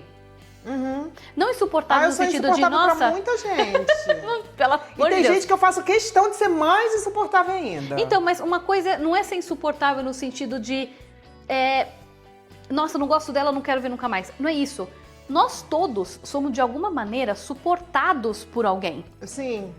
Entendeu? Não só de suporte, tipo, deixa eu te ajudar. Mas, poxa... A gente tem pessoas que têm paciência com a gente todos os dias. É que você não nota. Eu não noto, você não nota. Porque na nossa cabeça é a gente que tem que ter paciência com os outros. Ninguém tem que ter paciência com a gente. A gente... Entende o que eu tô falando? Então, quando eu comecei a ter essa experiência com as crianças que eu só aprendi, quem mais aprendeu fui eu. Eu falei, cara, deve ter coisas na minha vida que tem pessoas que têm paciência comigo. Eu tenho que ser muito grato pela paciência dos outros comigo também. Muito. Porque tem coisa que eu, mulher, 33 anos, não consegui aprender ainda na minha vida. Imagina você tá aprendendo um instrumento musical novo, você tá aprendendo a tocar e vem outra pessoa na tua frente e começa a tocar a música que você quer aprender. Chato. Mesma coisa. Então, um professor, ou uma mãe, ou um pai, ou um amigo, de alguma maneira, de algum caminho, algum dia, tá suportando você. E não temos dias bons e dias ruins, todos nós, né? Pode falar. Muito bom você falar disso, que aí já deixa o gancho pra gente encerrar o programa. Ai, mas gente! Dessa coisa de suportar, né? E eu tô fazendo uma brincadeira de encerramento dessa humanização. Não sei se... Aí a gente tava falando de humanização no programa anterior. Sim. Falando dessa mensagem de humanização, ela falou que antigamente as pessoas eram... Cria aquela imagem que antigamente as coisas eram melhores. Eu não consigo acreditar nisso. Eu não consigo acreditar que antigamente a gente era mais humano e nem que os tempos eram melhores. Apesar da loucura que é o mundo hoje em dia, eu ainda acredito fielmente na evolução do ser humano. Eu acredito que a gente está evoluindo cada vez mais. Com certeza. Ser humano.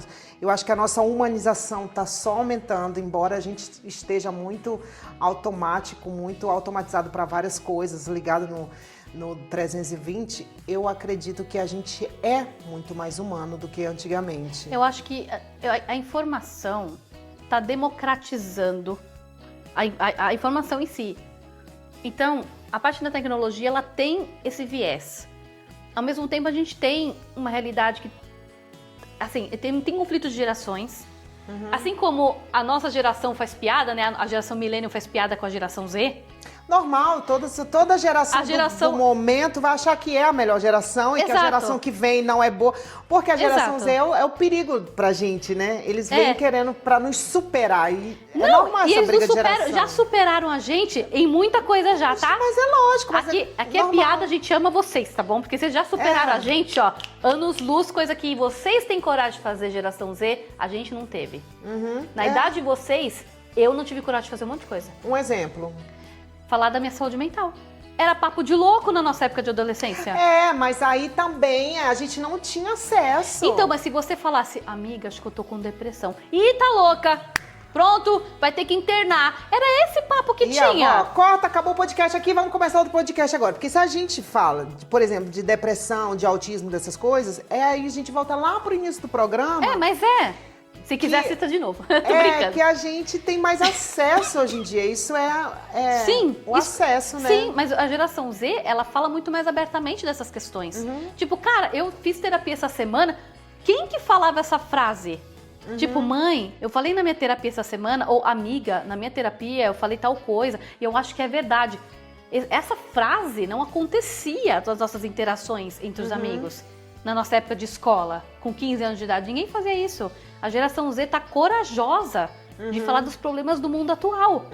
Entendeu o que eu tô falando? Estão falando de escala 6x1, estão falando de jornada de trabalho, estão falando de exploração de trabalho, estão falando muita coisa que a gente que é millennial não tinha coragem de citar.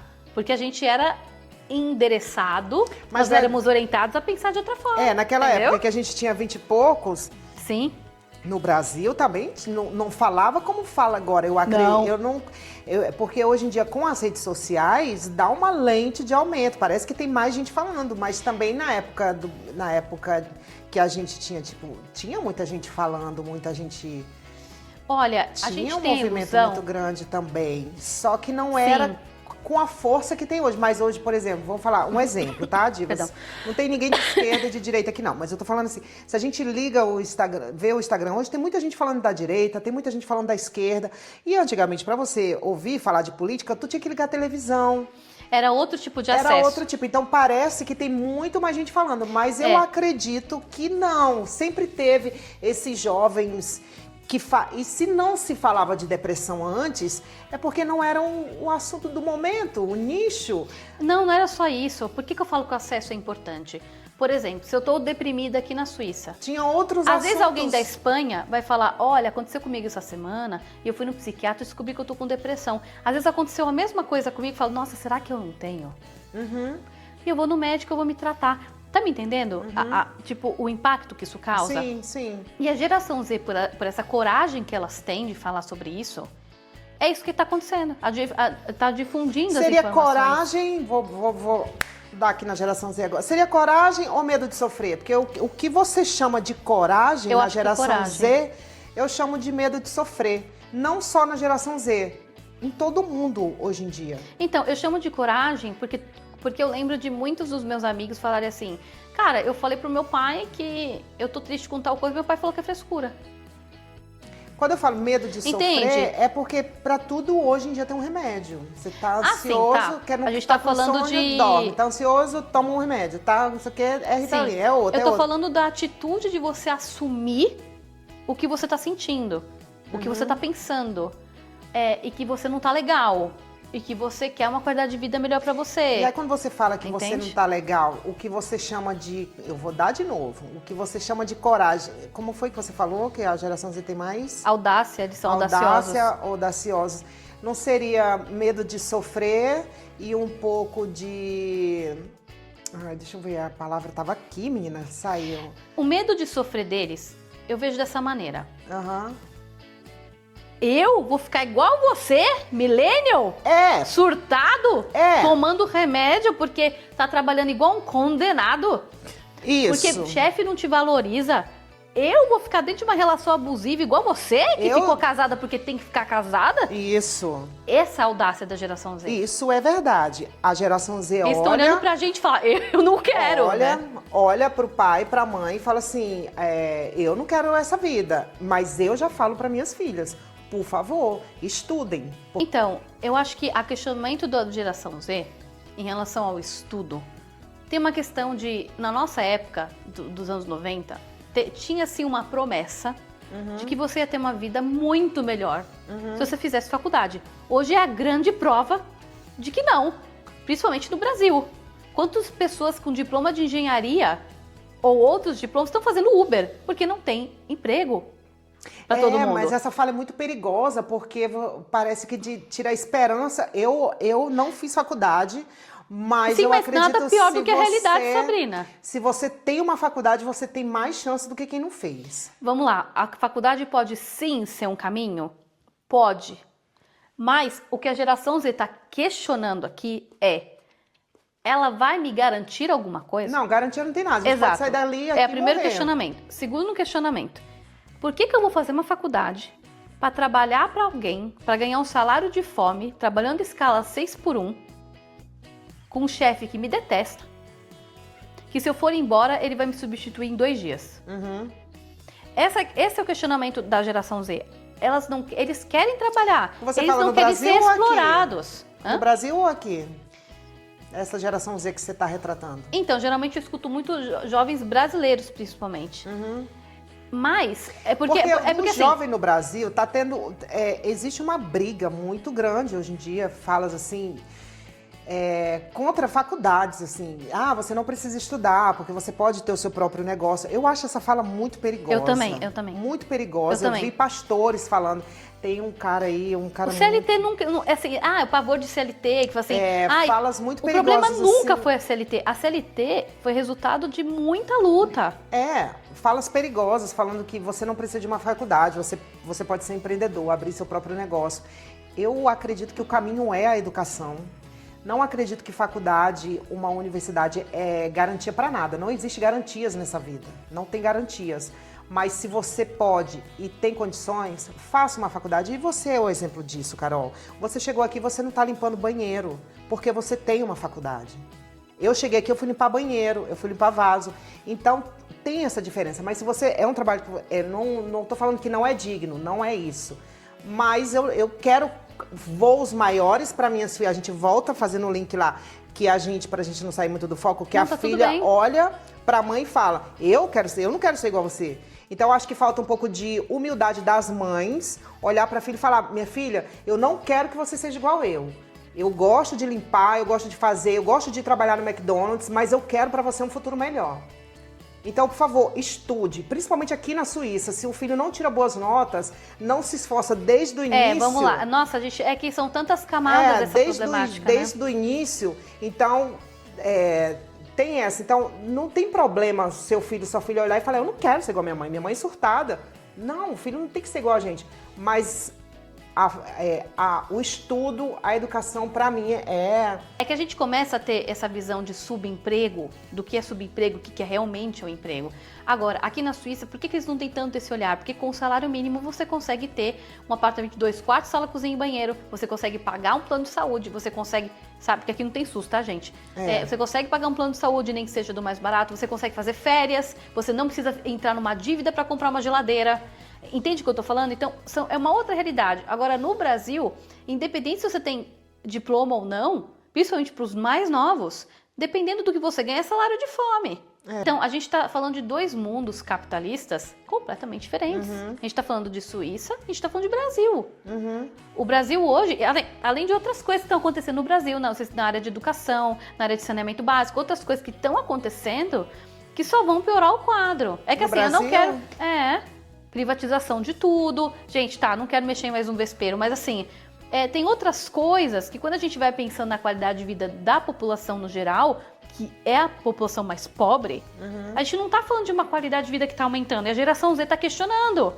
Essa geração veio para questionar isso, tipo, por que eu vou me formar, gastar tempo da minha vida, um dinheiro para pagar faculdade, eu tô falando se você não passou numa pública, mas mesmo na pública, você gasta dinheiro para moradia, livro, material, você gasta com um monte de coisa. Então assim, por que eu vou gastar tempo da minha vida, dinheiro da minha vida, sendo que lá na frente eu vou ganhar R$1.500, que eu não vou conseguir nem bancar um aluguel, eu vou ter que morar na casa da minha mãe e do meu pai. Tá me entendendo? Eu não tô falando que empreendedorismo é a resposta? Não. Tô falando que tem toda uma questão de sistema que tem que ser questionado. Principalmente a CLT, que também tá sendo precarizada. Então tem muita coisa no Brasil, tem muita treta no meio, gente. Assim, aqui a gente poderia ficar falando horas sobre tudo isso aqui. Mas a gente tem que encerrar.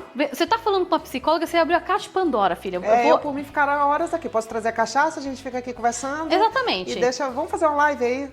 Quer fazer live? Fazer uma live no seu. Aqui a gente encerra por aqui. Agora vamos encerrar. Sim, é que assim, a gente fugiu um pouco aqui, mas a gente agradece muito a audiência de Eu vocês mesmo acho que a gente não assim. fugiu, não. Eu acho que tá todos os assuntos bem ligados um com o outro. Com certeza, principalmente, assim, o que tá ligado nisso, que eu consigo pegar como gancho, é o sistema público, do que o sistema público no Brasil faz pelas pessoas atípicas, pelas mães atípicas. O que as escolas estão fazendo para incluir? O quê?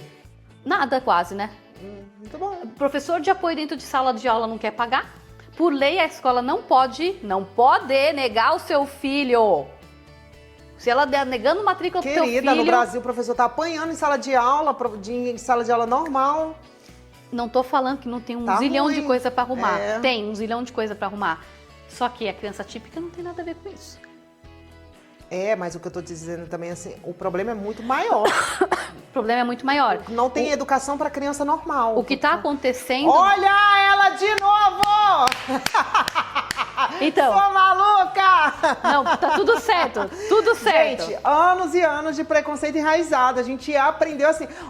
aquele menino, antigamente, mongoloide, né? Usava Nossa, esse termo Esse termo. Vai dizer que você nunca chamou, quando você era novinho. Não, exato. Eu já fui preconceituosa. Muita coisa que a gente tá aprendendo. A grande diferença entre a gente e pessoas que... Esse doidinho, aquele doidinho, corre do doidinho.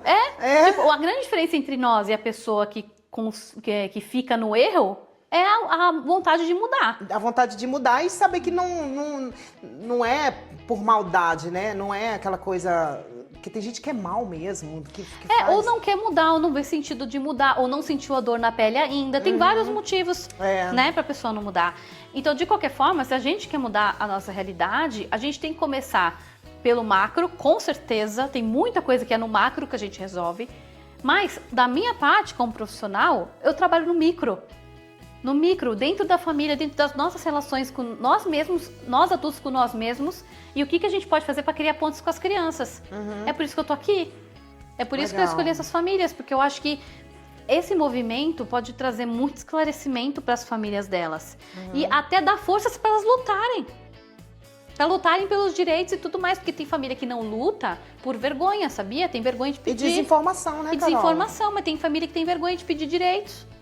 Ou acho que vai estar incomodando e não é direito do teu filho. Muito entendeu? importante isso. Se você tiver essa força, lute por ele. Se você tiver essa força, faça barraco se precisar fazer. Entende o que eu tô falando? Porque às vezes as mães do Brasil não têm escolha, mas é aquelas que não têm força. Eu quero dar para elas essa força. Parabéns, viu? Parabéns pelo teu trabalho, parabéns pela tua trajetória. E agora, pra gente encerrar, falando dessa humanidade, eu quero que você procure na sua lista de contatos. Meu Deus. E mande uma mensagem. Oi, diretamente aqui do DVS Podcast. Eu tô te mandando essa mensagem para agradecer a sua amizade. Não precisa falar não, vai que é pra um amante, né? Ninguém sabe. Meu Deus, não, não. A sua amizade, o seu companheirismo, o seu amor, eu te amo muito. E eu sei que eu posso contar com você. E eu quero que você saiba diretamente do podcast, do DVS Podcast, que você pode contar comigo também. Tem que ser aleatório? Não, pode ser não, tem que ser pra uma pessoa que você sabe que você pode contar. Achei que era tipo um desafio. Não, que você é uma pessoa que você ama de verdade, que você sabe que você pode contar e que a pessoa pode contar com você. Tá, pera. Marido conta, não? Marido conta. A pessoa que você ama, tua amiga conta, marido conta, mãe conta. Sim, é que deixa não, sua marido não, muito fácil. Tem gente que fala... todas as vezes aqui tava só pro marido, só pro... Eu tô aqui sozinha. Foi da namoro, eu achei uma amiga minha aqui. Vai mandar? Que eu adoraria indicar ela vir aqui, se você quiser. Outra já quer fazer uma enxadagem. Não, eu tô falando ela isso porque ela é massoterapeuta. Massoterapeuta. E ela trabalha com reflexologia. Eu fiz uma sessão com ela, Jéssica Felber. O que ela faz? Olha, já venderam você ela aqui, faz Jéssica. reflexologia, ela faz workshops de reflexologia. O que é reflexologia, gente? Já é uma técnica de massagem nos pés. que ela mexe em pontos, porque a reflexologia ela funciona como se fosse uma acupuntura, só que é todinha nos pés, na planta dos pés. Eu fiz. É muito bom. É muito bom, cara, assim, me deu um alívio, porque através desses pontos, ela mexe nos pontos do corpo, ela mexe nos chakras. É bem interessante. E você vai mandar mensagem pra ela? Vou mandar mensagem pra ela aqui, um áudio. Não sei se ela vai receber agora. Ela tá na Suíça. Agora ela tá viajando para outro país e tá de férias. Mas ela não precisa responder, mas você manda que tá direto do DVS Podcast e o resto você já... É uma declaração de amor, obrigada pela sua amizade. Tá. É uma pessoa que você sabe que pode contar. Sim, com certeza. Então, eu sei que eu posso contar com você e tal. Vai, se declara aí sua humanidade. Fechou. Agora. Oi, Jéssica, sua linda. Tudo bem, querida? Eu tô aqui no DVS Podcast, junto aqui da Sabrina. E ela me fez uma proposta aqui de mandar uma mensagem para uma pessoa especial da minha vida. E eu pensei em você, porque você é muito especial para mim. Você é uma pessoa que eu sei que eu posso contar. E além de uma profissional excelente que eu sei que você é uma pessoa amorosa, você é sincera, você é empática, você é muito solícita, você é muito amorosa, é uma boa ouvinte, você é uma boa amiga, querida. Então eu desejo sempre hoje todo sempre, muito sucesso para você na sua vida, em todas as áreas, principalmente na área profissional, que eu sei que você tanto sonhou e tanto se dedicou, tanto estudou. Então eu desejo tudo de bom pra você, eu espero que você esteja se divertindo aí na sua viagem, que eu sei que você tá de férias, fique bem e a gente vai se ver na semana que vem, né, querida? Um grande beijo, até mais. Ah, linda, DVS Podcast. A gente vai se ver na semana que vem. Uma mensagem pra uma pessoa especial da minha vida. Eu também adorei, ela é maravilhosa, a Jéssica, assim... É maravilhosa. Eu tô pensando que o podcast já acabou. Tô aqui já com o celular aqui, já tô... Não. Mas ela é maravilhosa mesmo. Mas, gente, obrigada pela audiência de vocês, né? Obrigada por apoiarem o canal da Sabrina. Porque, olha, é um trabalho muito bonito que você faz também, Sabrina. Assim, agora a minha parte... Virei entrevistadora agora. É a minha parte. Eu acho muito bonito isso de você estar empoderando as mulheres que vêm aqui, né? Eu acho muito bonito. Tu se sente assim que eu tô empoderando mulheres? Porque eu só quero mesmo correr da faxina. Por isso, divas... É muito a minha sincera. Intenção, eu não tô afim de empoderar ninguém, eu só tô afim de fazer isso aqui dar certo. Mas você acaba fazendo, porque você dá... Entendeu? Você dá voz a nós. Eu quero me amostrar um pouco, porque disseram que eu gosto de aparecer, e é verdade, eu adoro aparecer. Então, assim, eu não quero empoderar ninguém, mas você se sente empoderada? Demais. Quando você vem aqui? Demais. Então pronto, desde o primeiro momento. Mas é verdade, você acaba empoderando, porque você dá um espaço aqui de fala para assuntos muito importantes, dos mais diversos assuntos. Então, você promove contato, networking, você tá... Além do que você tá ganhando, você tá conhecendo pessoas novas. Sim, isso sim. O que é muito legal. O que é mais isso, eu também fiz o podcast porque eu gosto de tomar gosto de conversar, gosto de aparecer e não gosto de sair de casa. Ó, que combo maravilhoso. Né? Pronto. Foi inteligente no caso. E foi um prazer estar aqui, foi um prazer imenso. E ainda é isso, gosto de bater papo, de conversar, de me amostrar. E pensei, por que não um podcast? E tá dando certo, né? A gente se conheceu lá no evento da Patrícia. Sim. Ali eu tava bem no comecinho... Da sua transição capilar, não era? Ainda tava com cabelo aí. Não, ainda tava com cabelo compridão. Sim, eu lembro. Agora eu tô assim. Ah, gente, ela tá mais bonita agora, vocês não acham? Eu tô me encontrando ainda, mas tá todo mundo falando que pelo menos eu tô mais nova. Então já é alguma coisa, né? Mas foi um prazer ter vindo aqui pra falar disso, porque eu acho que é um assunto delicado, é um assunto sensível. Ai, Carol, mas tem hora que você falou meio assim na lata. Então, eu sou muito realista. Sim, mas tem que falar mesmo. Eu acho que é um assunto que merece o valor que ele tem, sabe? Que é muito grande.